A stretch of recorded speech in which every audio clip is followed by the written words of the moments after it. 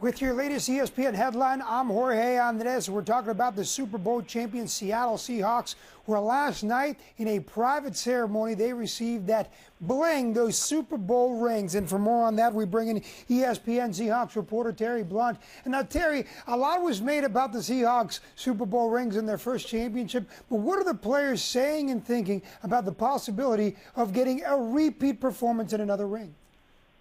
Yeah, Jorge, they're overjoyed.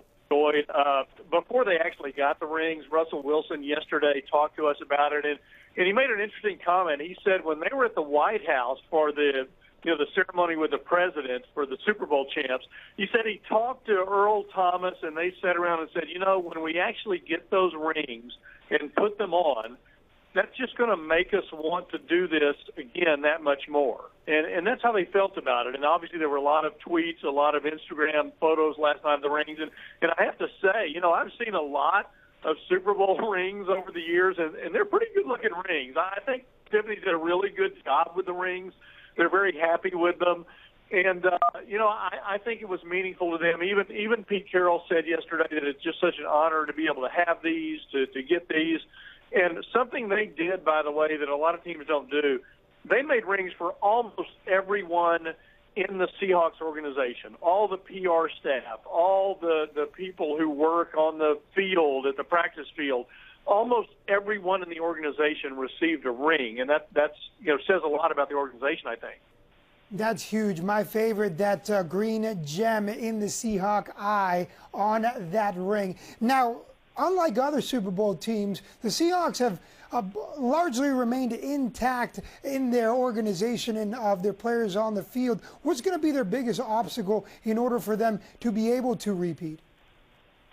Well, a couple of things. They did lose some key players, obviously Golden Tate and defensive lineman Red Bryan and Chris Clemens and, the offensive tackle Breno Giacomini. But all Super Bowl teams lose some players. However, they've done a better job than most, I think, in keeping the core players, and that is, new contracts for Richard Sherman and Earl Thomas, and, they got a deal done with Michael Bennett, their star defensive end.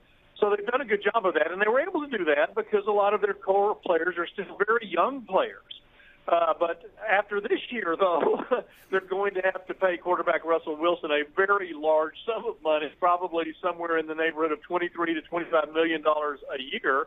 So there are some guys that they will have to lose because of that. But for this year, I think they're in pretty good shape. Mainly the core of that unit that won the Super Bowl is back. I think they feel good about it.